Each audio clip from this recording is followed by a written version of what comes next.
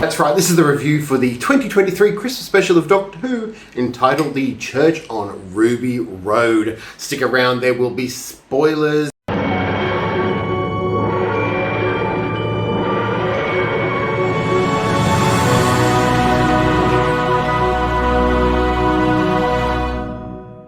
So first things first, definitely spoilers. But I was really nervous about this episode, mainly because we'd heard from Russell T Davies that he was going to be focusing on shifting the show more into myths and legends. We'd obviously had David Tennant and Catherine Tate return, and it felt a little bit like, oh no, is David Tennant going to pop up every episode just to guide the show? And I'm really glad he didn't show up throughout the show. It very much felt like Ncuti Gatwa's actual show. Millie Gibson we're introduced to, who is Ruby Sunday, is an orphan. She's from a church. She was dropped off at a church when she was a baby. And Millie Gibson actually plays Ruby Sunday really well. She's likable, she's friendly, sympathetic, very, very pretty. And she has a really good chemistry with Ncuti Gatwa. Her entire extended family, her gran and her adoptive mother, her adoptive gran and adoptive mother, they get along with her so well, and they bond really well. The joke about the tea was really great. Just bringing up the fact that the grandma just wanted damn tea. That family dynamic I really enjoyed. I really enjoyed that her friends were shown. As they were walking down the street. Oh, I just did this. Her friends were shown as she was walking down the street. And I just genuinely enjoyed her character.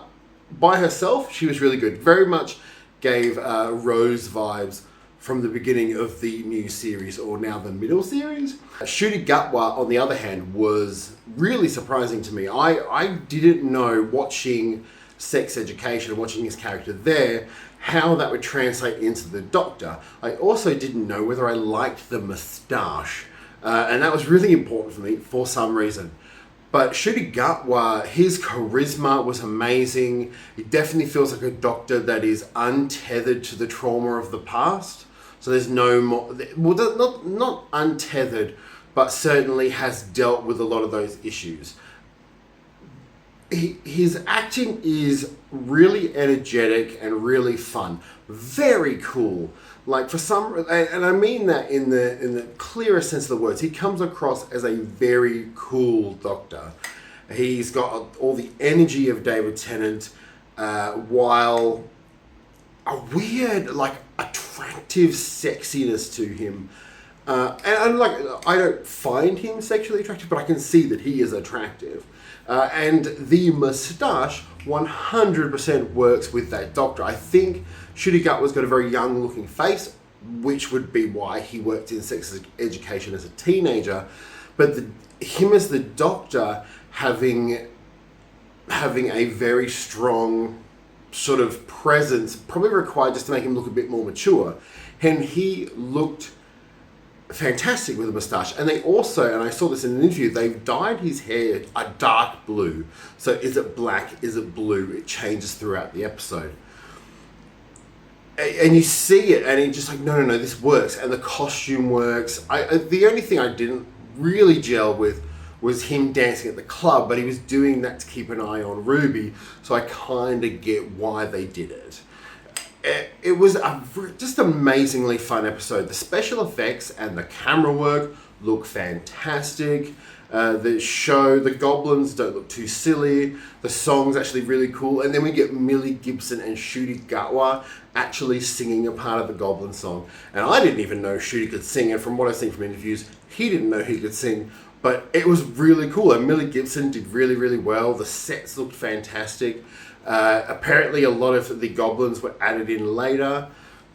It was a fantastic sort of little jaunt, very much leading into sort of what they were hinting at in the David Tennant specials, which is myth, legend, coincidence, luck. Almost fantasy elements of a new universe, and it's really interesting. We also get Mavity brought up again, which obviously is going to be a running joke from the episode with where they accidentally changed the word gravity to Mavity. Really enjoyed that. The introduction of, I want to say, the magic gloves. I don't know what they are. But basically they change your weight from light to difficult, so that way you can climb ladders faster, or you can lift something down, which we see later in the episode. And I like new inventions being introduced. Speaking of new inventions, and although an old invention, the sonic screwdriver, of which has predominantly been a long stick, kind of like a magic wand, now looks like the click TV remote from the Adam Sandler film. I didn't mind it, although it doesn't look right to me. Maybe it's just a matter of getting used to it. It's a similar feeling to what I had to the Sonic sunglasses that Peter Capaldi wore. Its colouring was really good. They didn't overuse it, which I quite enjoyed. Millie Gibson she gets thrown all this information by the Doctor, like his time travels and he saves people, and it all culminates in the end to her sort of going, hold on a second, because Millie Gibson's character Ruby Sunday wants to find her mum, and I'm getting Father's Day from series 1 of the middle series views here, where she hears time travel, she hears all that, and then she's like, oh, I'm going to go with the Doctor. She needs to find her mum. They can't find her. There's no record of her mum. She's adopted.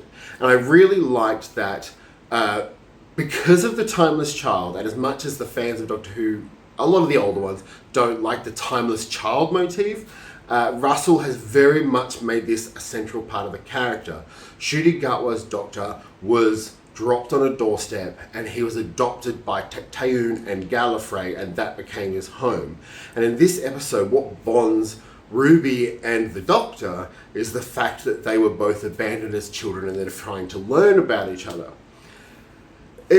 We don't get to find out who the mother is. We see a shot of the mother walking away when the Doctor goes to say Ruby towards the end, but we don't find out who it is, which is interesting.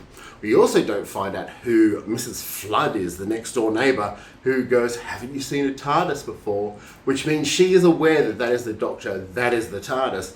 Who the hell is Mrs. Flood? We do not know. I actually really enjoyed the tonal shift of the show. I do think Myths and Legends is going to be interesting. I hope they tone it back a little bit. I don't want unicorns or fairies, in the sense of the fairies that haven't already been established in the show popping up. I also think that it'll be interesting how they handle the classic villains, considering they're not magical, they're mechanical, they're science fiction, pure science fiction tropes. I find what amazing with this episode is how much Ncuti became the Doctor, how much Millie became the companion, how the TARDIS was barely used, but I imagine they're doing a similar thing, which is the next season you see what the TARDIS looks like on the inside. So you kind of, you could essentially, and this is what this episode reminded me of Rose tonally in a lot of ways. You could start here, not need to know the David Tennant stuff. You could have not seen it, and you're still getting introduced to all of these character moments. And that's what makes it special. But also, there's long-time fans who've paid attention. There's some interesting bits in it. I think the Goblin King getting impaled at the end was a bit weird. But the Doctor wouldn't have known he was being impaled. And then the goblins just disappear, which was, once again, that little glob was probably the weirdest part for me, was he pulls the ship down, the spire of the church goes through the goblin ship, stabs the Goblin King, and then the ship disappears. Are all the bad guys going to disappear? Do they actually exist? Or is this just legions of myths and legends that are coming through because the Doctor put some salt at the edge of the universe and opened that doorway? It's a lot of questions we're asking. We've got to wait till, I'm presuming, around April to find out. And around April, we'll find out whether any of this is going to come to fruition. But I actually think this Doctor Who's in for a really good run. The Doctor is pretty much confirmed bisexual / gay now. Not my issue. I'm a gay guy. He can do what he wants. He's got one hot night with Houdini later, and we'll know. Thank you for watching. This has been my review. I'll be back with Doctor Who later in the year. Make sure to subscribe, like, and comment. And I have been Trek Trap.